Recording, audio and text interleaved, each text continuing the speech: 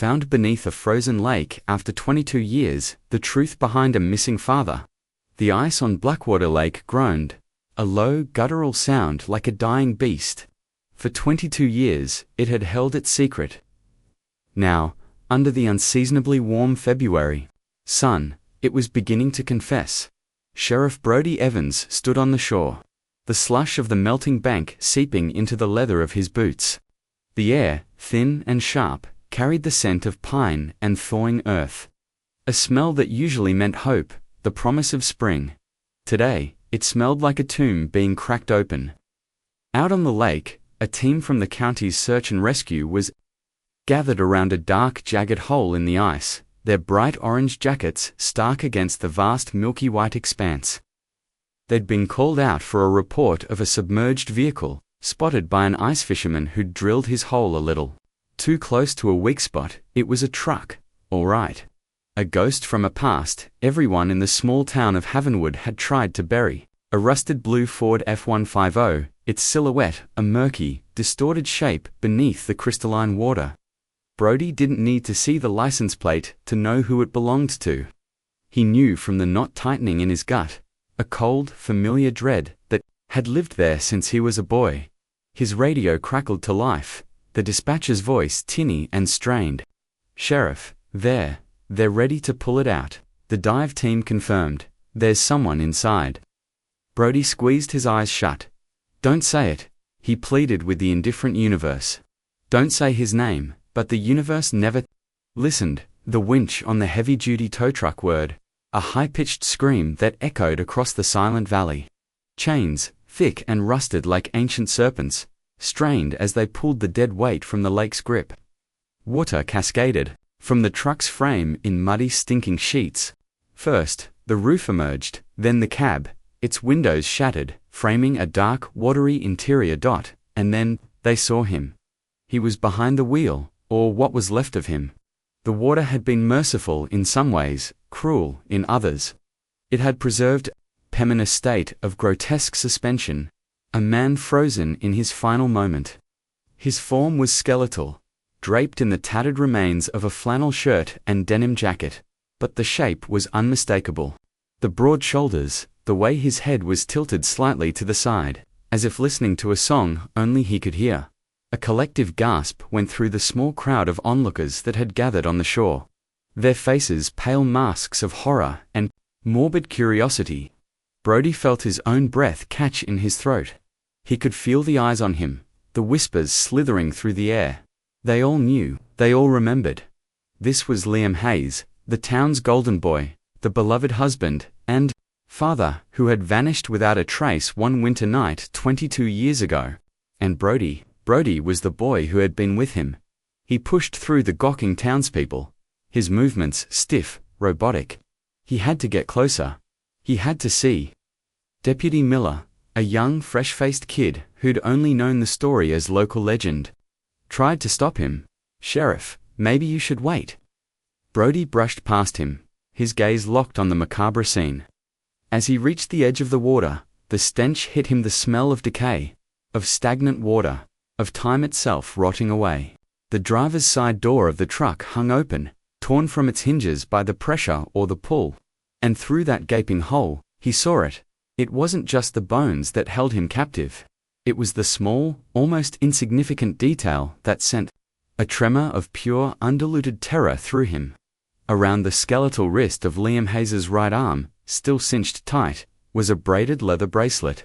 3 strands, brown, black, and tan woven together. Brody's hand flew to his own wrist, a phantom itch burning his skin. He had worn an identical one. Liam had made them, one for each of them, the day before he disappeared. "Partners in crime," Liam had said with a wink, ruffling Brody's hair. "Our little secret." The world tilted, the pine trees swaying as if in a hurricane. The faces of the crowd blurred into a vortex of judgment. He was no longer Sheriff Evans, the man who upheld the law. He was Brody Evans, the 14-year-old boy cowering in the passenger seat of that very truck. The smell of whiskey on Liam's breath, the sound of his own frantic pleading lost to the roar of the engine. "Slow down, Liam, please, you're..." Going too fast. Relax, kiddo. I know this lake like the back of my hand. We're just having a little fun. The fun had ended with a sickening crack, the world turning into a kaleidoscope of white ice and black water. He remembered the cold, a living thing that had wrapped its teeth around him, pulling him down. He remembered Liam's hand, pushing him, shoving him toward the splintered hole in the ice. Go, Brody, get out, tell them, I'm sorry. But Brody had never told them. He had crawled out onto the ice, gasping, his lungs on fire. And he had run all the way home, his teeth chattering so hard he thought they would shatter. He'd stumbled into his house, soaked and half-dead, and told his father a lie. A lie that had festered and grown over 2 decades, a cancer on his soul. He'd said he was alone, that he'd fallen through the ice while skating. He never mentioned Liam. He never mentioned the truck. He had let the whole town believe Liam Hayes had abandoned his family, run off with some imagined other woman, leaving his wife and daughter to face the shame and the whispers alone. Now, the lie was floating in front of him, bloated and rotten. Sheriff Miller's voice was gentle, pulling him back from the precipice. Are you all right? Brody couldn't answer. He could only stare at the bracelet. His secret, their secret. But as his eyes scanned the rest of the skeletal remains, another detail, sharper and more horrifying than the first, snagged his attention. It was in the man's lap, a dark, heavy object, almost lost in the shredded denim. It was a rock, a large, jagged piece of granite, the kind that littered the shores of Blackwater Lake. And it wasn't just resting there, it was nestled against the pelvic bone, held in place by the tattered remains of his jeans. It was deliberate. Positioned. Why would a man who drove his truck onto a frozen lake have a rock in his lap? The question was a spark in the gasoline's tinder of his panic. This wasn't just an accident. This wasn't a drunken mistake. The ice hadn't just given way. And then, another memory. One he had suppressed with brutal efficiency for 22 years, broke through the dam of his denial. The argument, the shouting, before they'd even gotten in the truck. Another man's voice, low and menacing, cutting through the winter air. You think you can just walk away, Liam, after what you know? You owe me everything. Brody had been hiding in the shadows of the pines, waiting for Liam, his heart pounding in his adolescent chest. He hadn't seen the other man's face, just a hulking silhouette against the snow. But he had heard the fear in Liam's voice, a tremor he had never heard before. It's over, Marcus. I'm done. I'm telling them everything. You tell anyone anything, and your pretty little girl will be the first to pay the price. You understand me, Marcus? The name echoed in the silent chambers of his memory. Marcus Thorne, the town's untouchable patriarch. The man who owned the mill, the bank, half the businesses on Main Street. The man whose son Julian had been Liam's best friend and Brody's tormentor. Brody's blood ran cold. He looked from the rock in Liam's lap to the shore, where, standing apart from the rest of the crowd, was Julian Thorne himself. He was older now, of course, his face hardened by years of privilege and arrogance, but the same cruel smirk played on his lips as he watched the scene unfold. His eyes met Brody's across the slushy expanse, and for a fleeting, terrifying moment, Brody saw a flash of something in their depths. It wasn't shock, it wasn't pity, it was triumph. A wave of nausea washed over Brody. The rock, the argument, Julian's smug expression, it all coalesced into a single, horrifying realization. Liam Hayes hadn't just driven onto the ice. He'd been driven. The winch gave a final groaning shudder as the truck was hauled completely onto the bank, its tires sinking into the soft mud. The smell was overpowering now, a physical presence that choked the air. The crowd murmured a low, horrified hum. Brody felt a hand on his arm. It was Sarah Hayes, Liam's daughter. She was a woman now, her face etched with a grief that had never been allowed to heal. But in her wide, haunted eyes, Brody could still see the 7-year-old girl who used to follow her father around like a shadow. Is it really him? She whispered, her voice cracking. Brody couldn't bring himself to look at her. He couldn't face the years of pain he had allowed her to endure. He had let her believe her father was a coward who had abandoned her. The truth was so much worse. Sarah, he started, but the words died in his throat. Her gaze followed his, down to the skeletal figure in the truck, to the rock, to the bracelet. Her breath hitched. She knew the bracelet. She had watched her father make them. Her eyes, the same piercing blue as her father's, snapped back to Brody's face. The confusion in them slowly hardened into something else. Suspicion, accusation. You were there, she said, her voice barely a whisper, but it cut through him like a shard of ice. You were with him that night, weren't you? The cliffhanger wasn't out on the lake anymore. It was right here, in the space between them. The boy who ran, and the girl who was left behind. The secret was out, and it was going to drown them all. Brody's carefully constructed life, his badge, his authority, it was all a house of cards built on a foundation of lies. And the first gust of wind had just blown through. The whole town was watching, and Julian Thorne was smiling. The frozen lake had given up its dead, but the ghosts of Havenwood were just beginning to wake up. The ghost in the truck was Liam Hayes, 22 years ago. He had been the sun around which Havenwood revolved.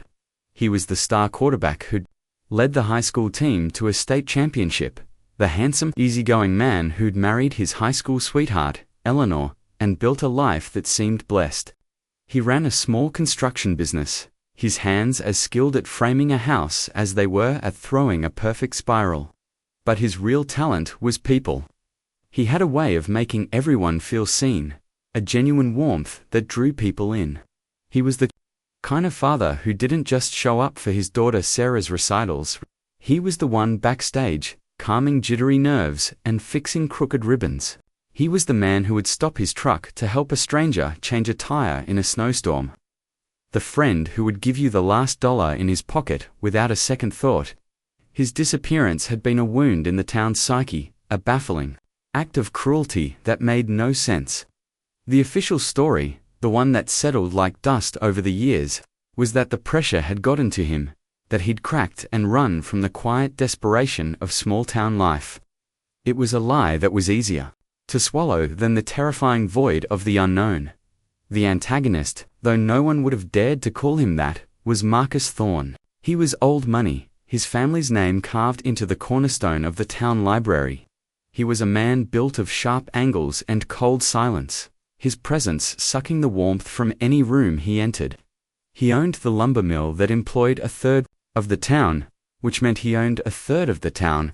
His power was absolute, not wielded with overt threats, but with the chilling implication of ruin. A word from Marcus could get you a loan at the bank or see your mortgage called in.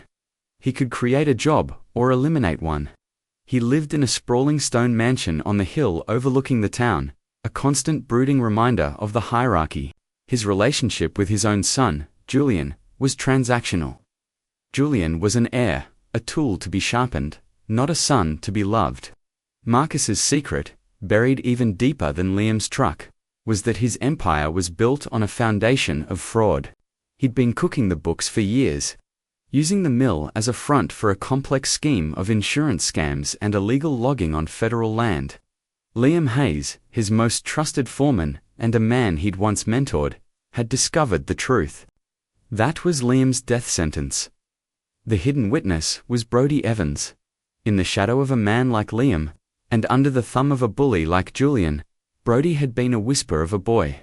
Scrawny, quiet, and watchful, he'd lost his mother to cancer when he was 10, leaving him in the care of a well-meaning but emotionally distant father, who buried his grief in his work as a sheriff's deputy.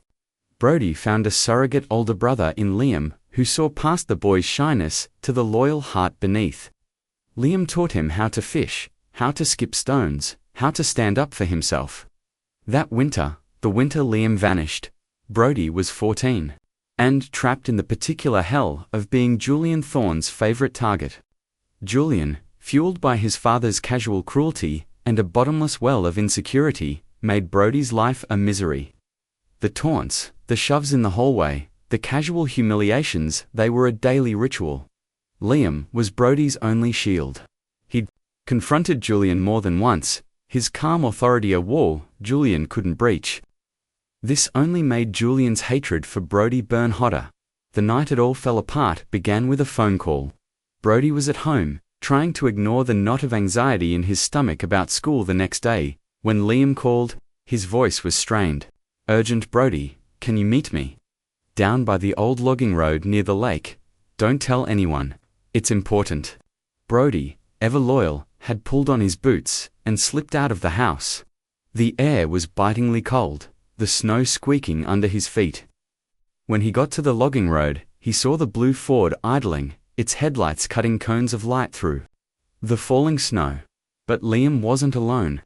Marcus Thorne's black Lincoln was parked nearby, a sleek, predatory shadow.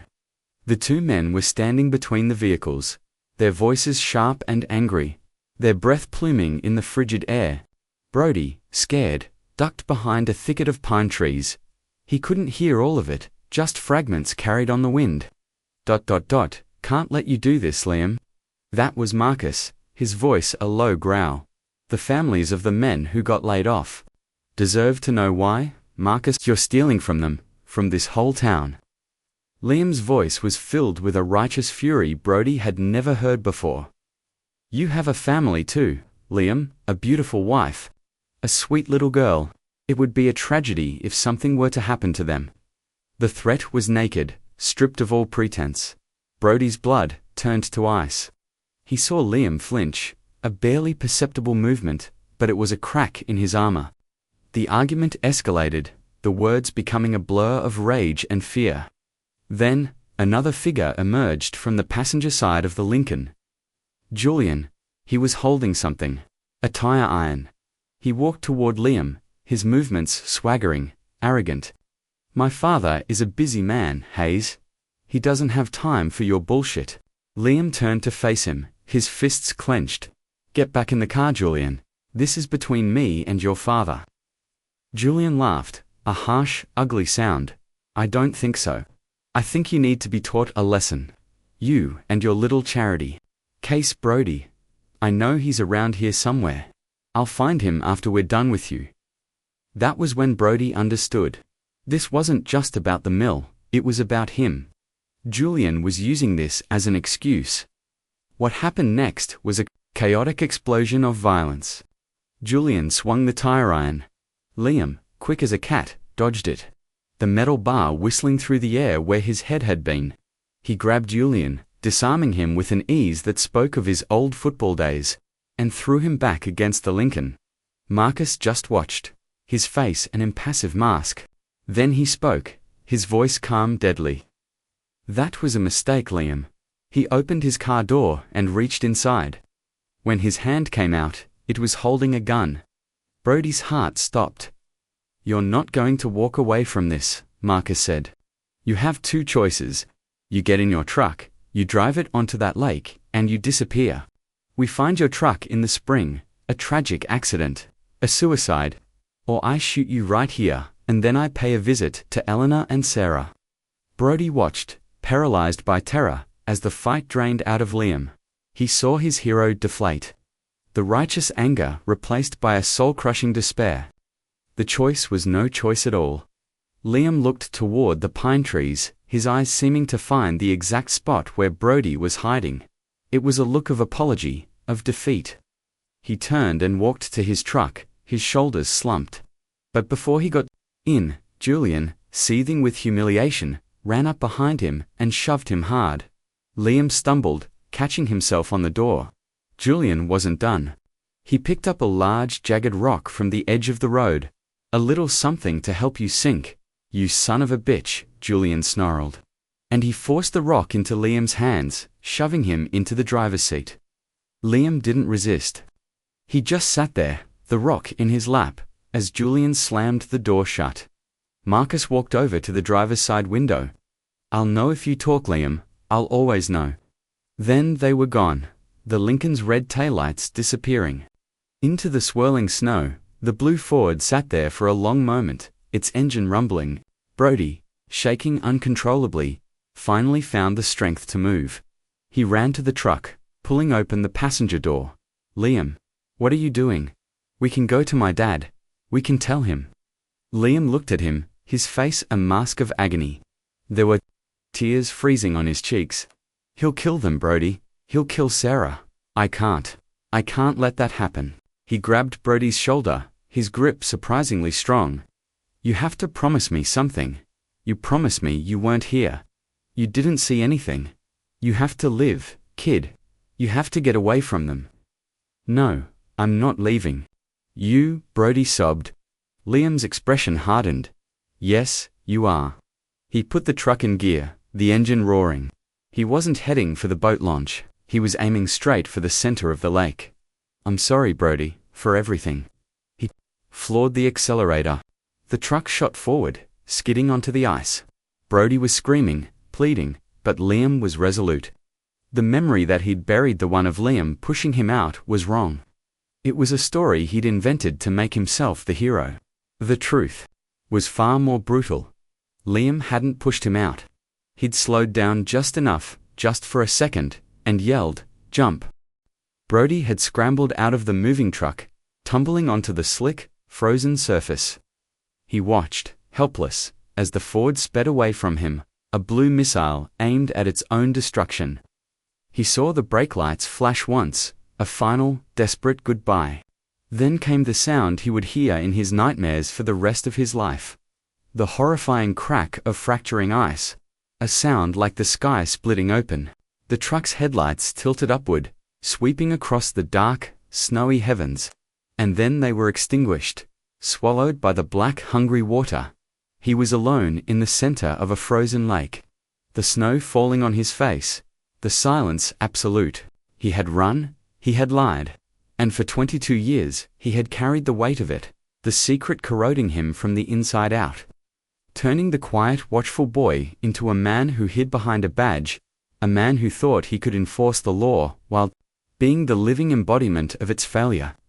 The discovery of the truck wasn't just the unearthing of a body, it was the exhumation of his own buried soul. The days following the discovery were a slow-motion nightmare. Havenwood was a hive of morbid energy. The story was on every local news channel, a ghost story made real. The blue Ford, draped in a tarp, sat in the impound lot behind the sheriff's station. A silent, hulking accusation. Brody had to perform the duties of his office, his hands shaking as he signed paperwork. His voice a hollow echo of its usual authority as he gave orders. Every conversation was a minefield. Every sympathetic glance from a townsperson felt like a hot poker against his skin. He had to officially interview Sarah Hayes. It was the cruelest form of torture. They sat in his office, the air thick with unspoken history. The smell of stale coffee and old files seemed to mock the gravity of the moment. Sarah's eyes, red-rimmed and exhausted, never left his face. She had her father's intensity, a laser focus that stripped away all his defenses. "Tell me again, Sheriff," she said, her voice deceptively calm. "Tell me about that night." "Sarah, we've been over this," Brody mumbled, shuffling papers on his desk. "It was 22 years ago, my memory. It's not perfect, isn't it?" She countered, leaning forward. "Because I remember you showing up at our house a week later. You brought a casserole my mum threw in the trash the second you left. You couldn't look me in the eye then, either. You had a black eye and a split lip. You told my mum you fell. Did you fall, Brody? Or were you silenced?" The memory hit him like a physical blow. Julian had found him 2 days after Liam's disappearance. He'd cornered him behind the bleachers at school. "You keep your mouth shut about what you saw," Julian had hissed, his breath smelling of chewing tobacco. "My father knows you were there. If you say one word, he'll do to your old man what should have been done to Liam's." The beating that followed was methodical, vicious, a clear message from Marcus Thorne, delivered by his son. Brody had taken the beating. The pain, a welcome distraction from the guilt that was eating him alive. "It was a long time ago," Brody said, his voice hoarse. "Not for me," Sarah shot back, her composure finally cracking. "For me, it was yesterday. It is every day. Every time I looked at my mother's heartbroken face, every time a kid at school called my dad a coward who ran away. I lived with your lie, Brody. Now, I want the truth. The coroner's preliminary report said the hyoid bone in his neck was fractured.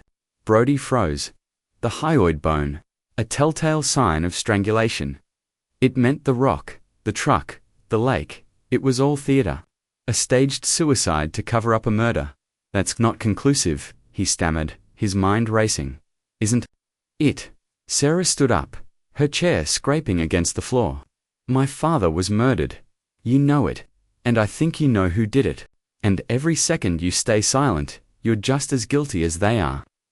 She walked to the door, then paused, her hand on the knob. You know, I used to have a crush on you. I thought you were quiet and kind. I was wrong. You're just a coward. Word, the same one the town had used for her father, hung in the air long after she was gone. It settled on Brody's shoulders, a weight heavier than any he had ever known. The injustice escalated with brutal speed. The very next day, Marcus Thorne made a public statement. He stood on the steps of the town hall, Julian at his side, the picture of civic grief. He announced the creation of the Liam Hayes Memorial Fund, a scholarship for underprivileged youth, and pledged a substantial personal donation. He spoke of Liam as a dear, troubled friend, his voice thick with false emotion. Liam was like a son to me, Marcus said, his eyes scanning the crowd of reporters and townspeople.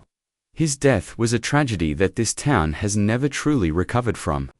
We now know it was a moment of deep despair. It is our duty to honor his memory by supporting those who may be struggling with their own demons. It was a masterful performance. He was controlling the narrative, cementing the story of suicide in the public consciousness, painting himself as a benevolent patriarch grieving a fallen friend. He was burying Liam all over again, this time under a mountain of lies and tainted money. Brody watched the press conference on the small TV in his office, a bitter, metallic taste in his mouth. He felt a surge of rage so pure, so potent, it almost made him dizzy. He wanted to storm down there, to scream the truth, to wipe the smug, sorrowful look off Marcus Thorne's face. But the fear, cold and familiar, held him in its grip. The image of his father, retired now and living peacefully by the coast, flashed in his mind. Marcus's threat had never expired. The cruelty became more personal. Julian Thorne, emboldened by his father's public display of power, began to torment Brody in subtle, insidious ways. He would show up at crime scenes, standing just outside the police tape, a mocking smile on his face. He'd call the station with frivolous complaints, tying up their limited resources. One evening, Brody came home to find a single, jagged rock sitting on his doorstep. There was no note. There didn't need to be. It was a reminder, a threat. We know that, you know, and we can get to you whenever we want. The worst betrayal came from within his own department. His father's old partner, a grizzled, cynical detective named Henderson, had always resented Brody's quick rise to sheriff. Henderson was lazy, content to close cases with the easiest explanation. He was leading the official investigation into Liam's death. Look, Brody, Henderson said, leaning back in his chair, his feet on his desk. The ME walked back the hyoid thing, said it could have been damaged by the water pressure, the crash. The DA agrees. It's a suicide. Tragic, but case closed. Let the man rest in peace. Rest in peace, Brody exclaimed, slamming his hand on the desk. He was murdered, Henderson. We both know it. Henderson sighed, taking his feet off the desk. What we know is that Liam Hayes was in deep financial trouble. I pulled his old bank records. His construction business was about to go under. He was leveraged to the hilt. He was desperate. Brody stared at him, dumbfounded. What bank records? The ones from Havenwood Trust, Henderson said, oblivious. The ones Marcus Thorne was kind enough to provide us with. Seems Liam owed him a lot of money, of course. The records were forged. Another layer of deception, another nail in Liam's coffin, expertly hammered in by Marcus. He was using the very institutions of the town to perpetrate his cover-up. Henderson wasn't just lazy, he was on the Thorne payroll, whether he knew it or not. Brody was utterly alone, an island of truth in an ocean of lies. His conscience was a raw, screaming nerve. He saw Liam's face every time he closed his eyes. He heard Sarah's voice calling him a coward. He felt the weight of that rock on his own doorstep. The fear and the guilt were at war within him, a battle that was tearing him apart. He started drinking. The whiskey, a poor substitute for the courage he so desperately lacked. He would sit in his dark living room, his service weapon on the table, and stare at it, wondering if suicide was the only story that would ever come out of this. One night, driven by a desperate, alcohol-fueled need to do something, he drove out to the old Thorn mansion. He parked down the road, watching the lights blaze in the stone fortress on the hill. He saw Marcus through a large picture window, sitting in a leather armchair, a glass of amber liquid in his hand. He looked calm, content, a king on his throne. The injustice of it was a physical sickness. That man, that monster, was sleeping soundly in his bed while Liam rotted in the ground for 22 years. Brody's hand went to his gun. The thought was there, ugly and seductive. He could end it. He could walk up there and deliver the justice the system never would. It would be so easy, a final desperate act to balance the scales. But then, another car pulled up the long winding driveway. It was Sarah Hayes. Brody's heart leaped into his throat. What was she doing here? He watched in horror as she got out of her car and walked up to the massive oak door. She was confronting him. Alone, Brody knew, with a certainty that chilled him to the bone, that Marcus would not hesitate to silence her, just as he had silenced her father. The witness, Brody, had struggled with his fear for too long. Now, his inaction was about to get the last piece of Liam Hayes left on this earth killed. He had to act, he had to choose. The fear, or the truth. He couldn't have both. The sight of Sarah marching up to that monstrous door was like a bucket of ice water to Brody's soul, shocking him out of his drunken, self-pitying paralysis. He threw his car into gear, his mind a maelstrom of panic and adrenaline. He had to get to her before Marcus Thorne's oak door swallowed her whole. He screeched to a halt behind her car just as the door opened. A sliver of warm yellow light cut through the darkness, framing Marcus's imposing silhouette. Julian was standing just behind him. "Miss Hayes," Marcus said, his voice smooth as polished granite. "This is an unexpected surprise. I'm not here for pleasantries, Mr. Thorne." Sarah's voice was shaking, but it was laced with steel. "I'm here for the truth." Brody leaped out of his car, his hand instinctively on the butt of his holstered pistol. "Sarah, get K." Away from there, all three of them turned to look at him, their faces caught in the glare of his headlights. Sarah's expression was one of shocked confusion. Julian's was pure, venomous hatred. But it was Marcus's face that stopped Brody's heart. There was no surprise, no anger, just a cold, calculating amusement. It was the look of a predator who had just watched the final piece of his trap snap into place. "Sheriff Evans," Marcus said, a slow, cruel smile spreading across his lips. "How good of you to join us. We were just about to have a conversation about your involvement in this whole sad affair." It was then that Brody realized his catastrophic mistake. This wasn't a desperate confrontation initiated by Sarah. It was a summons. They had lured her here, and they had known he would follow. "What's he talking about, Brody?" Sarah asked, her eyes darting between the three men, the steel in her voice beginning to melt into fear. Julian stepped forward, a triumphant sneer on his face.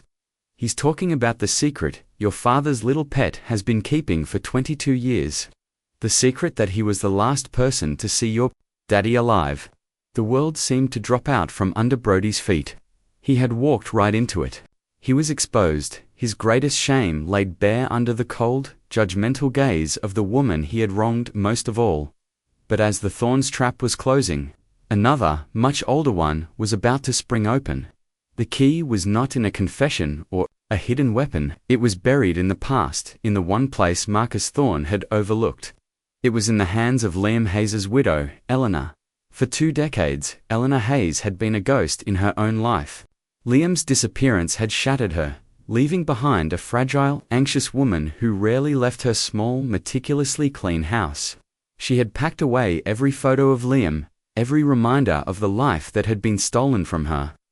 The town saw her as a tragic figure, a woman frozen in time. What they didn't see was the quiet, methodical obsession that had consumed her. She had never believed the story that Liam had abandoned them. She knew the man she loved, and that man would have died before he willingly left his daughter. So, she had become a secret archivist of her own grief. For years, she had meticulously documented everything she could about the days leading up to his disappearance. She'd written down names, dates, snippets of conversations she'd overheard. She had called his old clients, his friends, anyone who might have a piece of the puzzle. Her gentle inquiries dismissed as the ramblings of a grieving widow. The day after Liam's body was found, something had shifted in her. The shock gave way to a cold, hard resolve. She went up to her attic, a place she hadn't entered in years, and opened a dusty, forgotten trunk. Inside, beneath a pile of Sarah's old baby clothes, was Liam's old work briefcase. She had never been able to bring herself to open it. With trembling hands, she unfastened the latches. It was filled with old receipts, blueprints, and order forms. It seemed like nothing, but tucked into a side pocket, almost hidden, was a small black microcassette recorder. Liam had used it to dictate notes on job sites. Her heart pounded as she pressed the play button. The first sound was the familiar, comforting timbre of Liam's voice, dictating measurements for a kitchen remodel. She almost stopped, the pain of hearing him too much to bear. But she let it play. He talked about drywall, about plumbing fixtures, his voice calm and professional. Then, the tape clicked. The background noise changed. It was the sound of an engine idling, the faint crunch of snow under tires. Liam was in his truck. And he wasn't alone. Double quotes, ... Don. Single quotes tot, know how you can live with yourself. Marcus, Liam's voice said. Low and tense, it's called survival, Liam, a concept you're about to become intimately familiar with. Marcus Thorne's voice, unmistakable. Eleanor's hand flew to her mouth. She was listening to a conversation from the day he disappeared. The recording continued. It was a full, unedited record of the confrontation Brody had only partially witnessed. Liam, his voice shaking with rage, confronted Marcus with the evidence he'd found: falsified invoices, dummy corporations, a clear trail of the mill's fraudulent activities. I'm taking this to the feds. Marcus, Liam said. You're not taking it anywhere, Marcus replied, his voice chillingly calm. I built this town. I will not let a boy with a misplaced conscience tear it down. You're going to give me that evidence, and you're going to forget this ever happened. There was a scuffling sound, a grunt of pain from Liam. Get off me, Julian. You heard my father. Julian's voice snarled. Give it to us. The tape captured everything. The threats against Sarah. The chilling ultimatum. The sound of Julian forcing the rock into Liam's hands. And then, the most damning part of all. After the sound of Liam's truck door slamming shut, the recorder was still on. Liam must have dropped it on the floor of the cab in the struggle. The voices were muffled now, from outside the truck. It was Marcus and Julian. Is he going to do it? Julian asked, his voice sounding young and uncertain for the first time. He has no choice, Marcus said, but we can't risk it. He's too much of a Boy Scout. He might get cold feet. Follow him, make sure he goes through with it. If he tries to turn back, you run him off the road. Do whatever it takes. No witnesses, no loose ends. There was a pause, then Julian's voice, colder now, mimicking his father's cruelty. What about the kid, the Evans boy? I saw him skulking in the woods. Leave him, Marcus said dismissively. He's a coward. He'll keep his mouth shut to save his own skin. He's not a threat. He's leverage.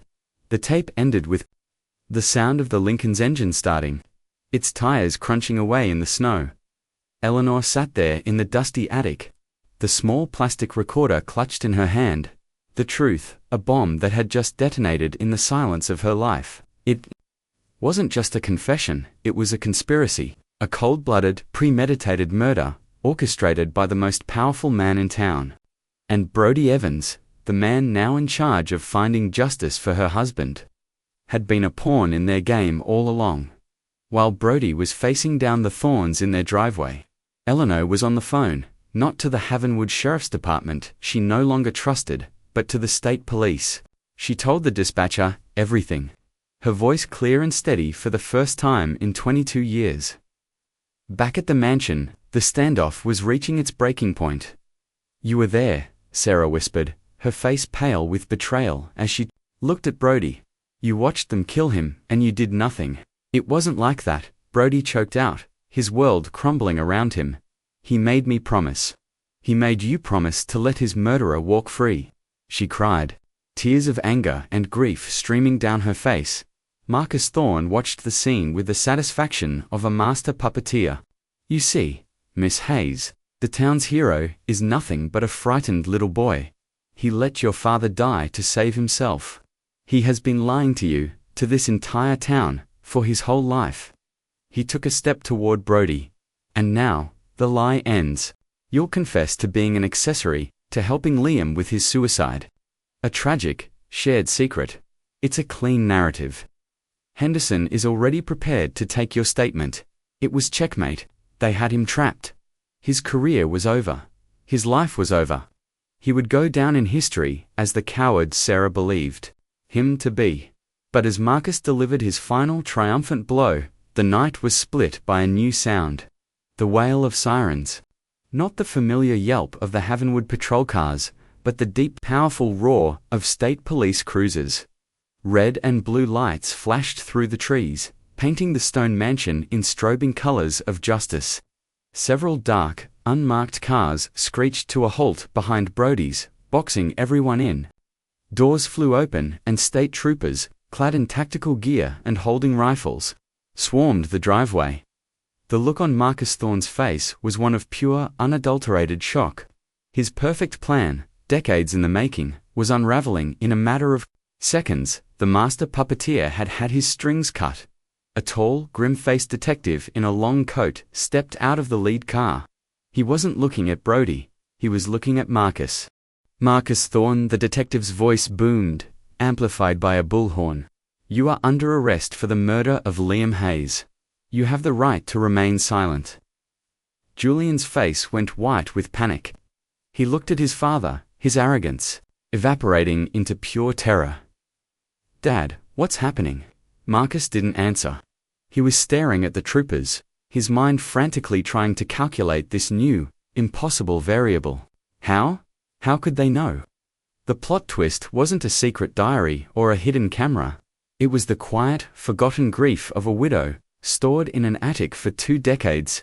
It was a tiny cassette tape, a ghost's voice reaching across time to speak the truth. The stakes had just shifted from Brody's personal agony to a public scandal that was about to rip Havenwood apart at the seams, and the cinematic payoff was about to begin. The arrest of Marcus Thorne was not a quiet affair. It was a full-blown tactical operation, executed with overwhelming force, as if the state police were expecting a siege. The beam of a helicopter spotlight swept down from the sky, pinning Marcus and Julian in a brilliant, unforgiving circle of white light. It was no longer a private driveway. It was a stage, and the final act had begun. "On your knees. Hands behind your head," a trooper shouted, his rifle aimed squarely at Marcus's chest. For a moment, Marcus Thorne, the man who had commanded Havenwood with an iron will for 40 years, did not move. He stood frozen in the spotlight, his face a mask of disbelief and incandescent rage. The illusion of his power had been shattered so abruptly, so completely, that his mind couldn't process it. He looked at the sea of armed officers, at the flashing lights painting his perfect stone mansion in the colors of his own downfall. And a low, animalistic growl escaped his lips. "You have no idea who you're dealing with," he snarled, his voice dripping with a lifetime of untouchable authority. "I will have your badges. I will ruin your families. I own the judges in this state." The lead detective, a man named Castillo, who had the weary eyes of someone who'd seen too many monsters hide in plain sight, walked calmly toward him. He didn't raise his voice. He didn't need to. "The only thing you own right now, Mr.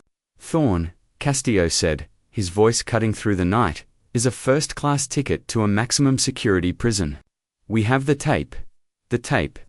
The words hung in the air, and in that instant, all the fight went out of Marcus. His shoulders slumped. The color drained from his face. He finally understood. It was over.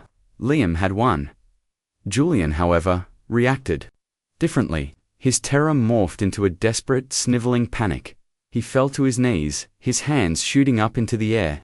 It wasn't me, it was him. It was all his idea. I was just a kid. He made me do it, he shrieked, pointing at trembling finger at his father.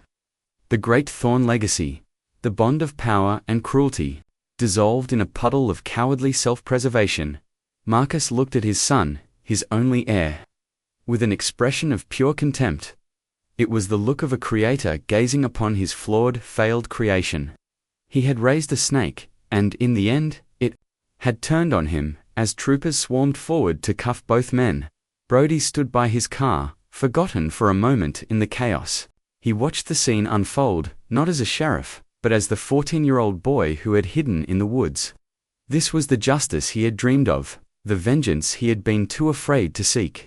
It was more explosive, more complete, than anything he could have imagined. It was a public crucifixion. Sarah was beside him, her hand gripping his arm. Her tears were no longer for her father's death, but for his vindication.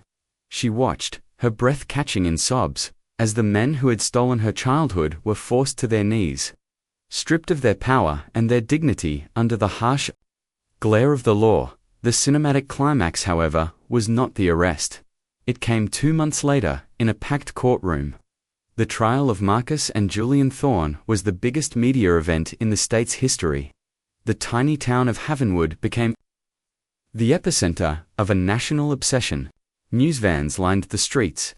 The story had everything: a beloved, long-lost victim, a powerful, villainous family, a decades-old secret, and the bombshell recording that had brought it all to light. Brody was the prosecution's star witness. When he took the stand, a hush fell over the courtroom. He was no longer wearing his sheriff's uniform. He was in a simple suit, a man stripped of his authority, there to confess his sins to the world. He looked out at the gallery, at the faces of the townspeople he had known his whole life. At Eleanor and Sarah Hayes sitting in the front row, their faces etched with a painful, hopeful intensity. He told them everything. He spoke of his friendship with Liam, of the fear he'd felt as a boy, of the night on the logging road. His voice, quiet but steady, filled the silent room. He didn't spare himself. He detailed his cowardice, his lie, the 22 years of guilt that had hollowed him out. He confessed that he had failed Liam, failed Sarah, failed the town, and failed himself. It was a brutal public act of self-immolation. But then, the prosecutor played the tape. The courtroom was plunged into an eerie silence, broken only by the hiss of the old cassette and the ghostly voices from the past. They heard Liam's righteous anger. They heard Marcus's cold, murderous threats. They heard Julian's sniveling complicity. They heard the plan being hatched in the moments after Liam's truck was sent to its watery grave. The sound of Liam's voice, so full of life and passion, was a physical presence in the room. Sarah closed her eyes, tears streaming down her face, her hand clutching her mother's. It was as if her father was there, testifying from beyond the grave. When the tape ended, the silence was deafening. No one moved, no one breathed. The truth, in its purest, most undeniable form, had finally been heard. The defense attorney, a high-priced shark from the city, tried to discredit Brody, tried to paint him as an unreliable narrator, a co-conspirator, trying to save himself, but it was useless. The tape was absolute. The final explosive moment came during the prosecution's closing arguments. The young, fiery prosecutor stood before the jury, the small black cassette held between his thumb and forefinger. For 22 years, he said, his voice ringing with passion, Marcus Thorn has been a pillar of this community. He built a library, he funded scholarships. He presented himself as a patriarch, a leader, a friend. But that was a lie. This, he said, holding up the tape, is the real Marcus Thorne. A man who would murder his friend to protect his fraudulent empire. A man who would condemn that friend's family to a lifetime of grief and shame. A man who corrupted his own son, turning him into an accomplice. He turned to look at Marcus, who sat at the defense table, his face a stony mask. You didn't just kill Liam Hayes, Mr. Thorne. You tried to kill his memory. You tried to bury his goodness under a mountain of your own greed. You thought the ice of Blackwater Lake would hold your secret forever. But you were wrong. Some things, some people, refuse to stay buried. He walked over to the evidence table and picked up the jagged piece of granite that had been found in Liam's lap. He held it up for the jury to see.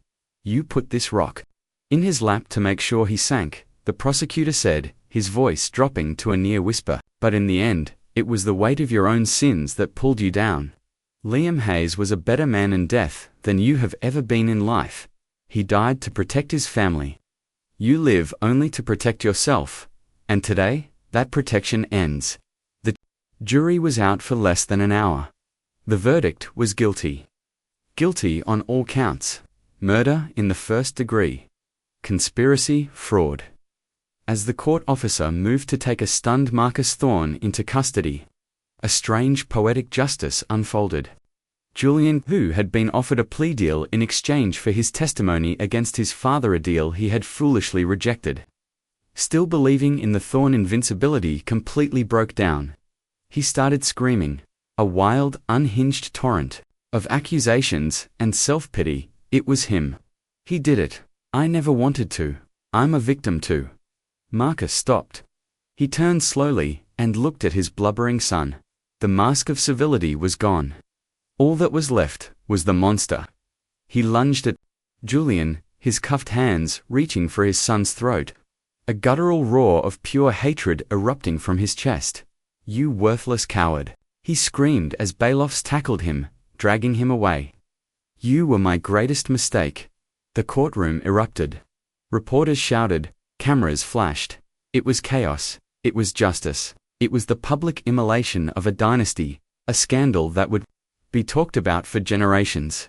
Brody watched it all from the back of the courtroom. He felt no triumph, no satisfaction. Just a profound, aching emptiness. The truth was out. The guilty were punished. But nothing could bring Liam back. Nothing could erase the 22 years of pain.